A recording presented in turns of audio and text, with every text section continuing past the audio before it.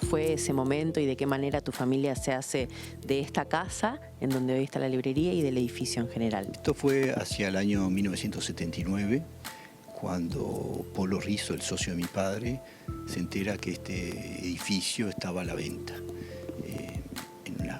En un estado bastante ruinoso en ese momento, pero bueno, él se ve que tenía una visión de futuro bastante más positiva. Mi padre tenía sus resabios, pero bueno, finalmente primó la intención de Polo, y por suerte, porque realmente el espacio que ganamos cuando nos mudamos para acá fue brutal.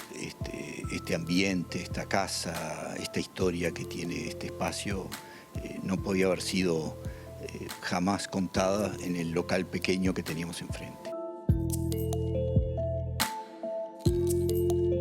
La casa cuenta con un sótano que parece ser que fueron túneles. Hay varias teorías, refugios en los momentos en que la ciudad precisaba de lugares de defensa. Contame cómo fue cuando ustedes toman contacto por primera vez con ese pequeño espacio. Al principio no fue muy halagador porque estaba lleno de escombros y de mugre, entonces tuvimos que limpiar eso e ir descubriendo los pequeños espacios que dispone el sótano, y realmente nos asombró cuando vimos el tipo de construcción que había ahí. Recurrimos obviamente al principio por curiosidad propia a arquitectos, historiadores, y nunca pudimos darle una finalidad última a ese sótano. Cuando decís las formas, ¿no?, que tiene, llama más la atención por las formas que por el tamaño, porque en realidad es una propiedad muy grande y es un lugar muy pequeñito. O sea, es llamativo, pero es pequeño para ser sótano de toda esta casa. Ahí tenés la característica primera que nos llama la atención, que no era un sótano, eran túneles abovedados, con una arquitectura que llamaba poderosamente la atención, que no tenía relación con la arquitectura de esta casa. Claro. Algo intuíamos de que era anterior a ella. Contame cuáles son las teorías más cercanas. Seguramente que fueron unos túneles de protección en la época en que Montevideo era continuamente asediada y atacada, donde existía la muralla de Montevideo, muy próxima aquí, a una cuadra de distancia, y seguramente fueron construidos como protección en una época en que las casas no daban protección, porque algunas eran de adobe, con techo de paja. Entonces, construir un túnel por donde resguardarse en caso de ataque o por bombas aéreas, yo creo que era necesario para resguardar la vida, ¿no?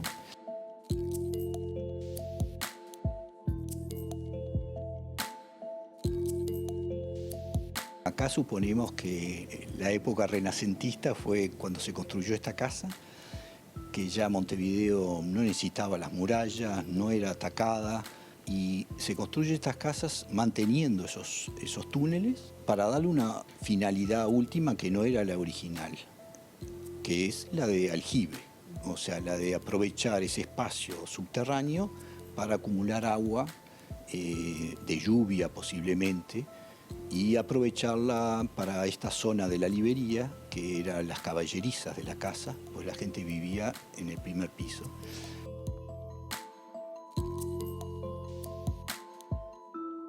Si tuvieran que venderlo, ¿vos crees que tendría un valor extra muy importante o no? ¿O que no está valorizado un espacio así en una propiedad en Uruguay? Tristemente debo aceptar que no valoramos la historia y no interesa, y mucho menos a nivel económico.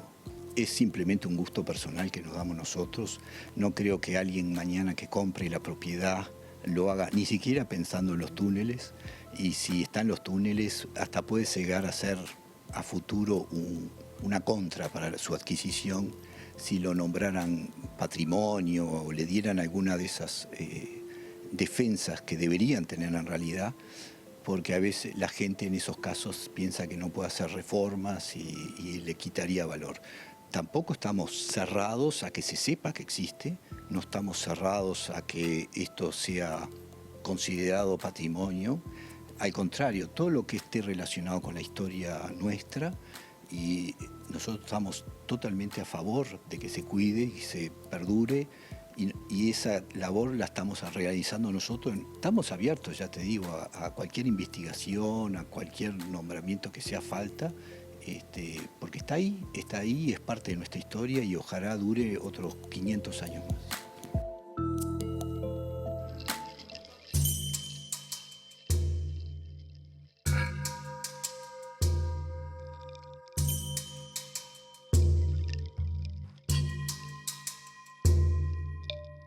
Mucho eco hay acá. Está bueno para venir a cantar con un pequeño coro así, ensayar, no sé. Yo tengo mis fantasías, pero bueno. Yo te presto esto al sótano de Mozart. Si aguanto la humedad y me banco a respirar.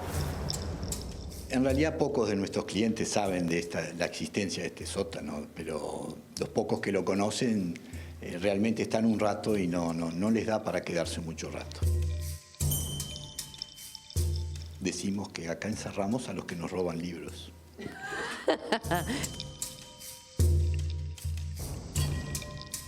Que no es cualquier sótano por esta forma, y también las como entraditas de los túneles tienen esa misma forma.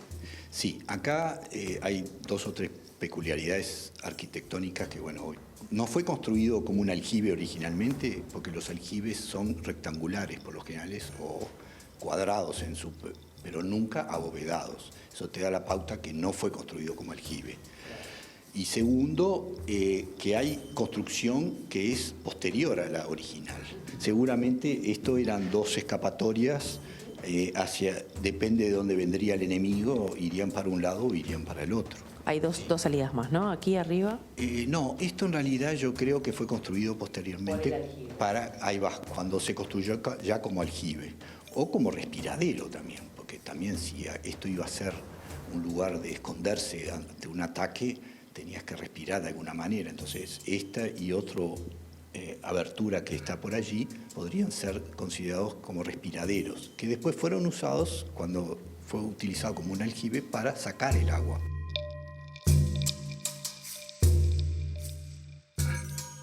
¿Y cuáles fueron las cosas que hizo Ana, la arqueóloga? Bueno, ella tomó medidas en base primero a los planos originales de la cuadra, que acá era todo jesuita, toda la zona esta, y ella consiguió planos antiguos de lo que era la cuadra en el siglo XVIII. Después, bueno, midió este sótano, tomó los planos originales de la casa y nos ubicó los sótanos en los planos para darnos a entender perfectamente que, por ejemplo, esta ala llega apenas hasta el jardín de la librería, no se extiende hasta la casa del vecino, o sea que fue cortado antes.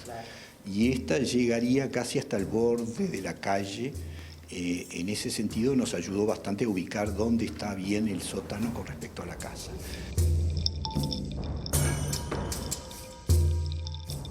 Estas baldosas son del siglo XVIII, demuestran claramente que todo esto es anterior a la casa que está arriba. Aunque ella dice que hay ciertas baldosas que después fueron agregadas, posiblemente parecidas a estas que son las originales. Un momento en la nota que leí, en una nota gráfica, hablaban de que podría haber sido la casa también vivienda de algún vicario, que eran como los segundos de los curas.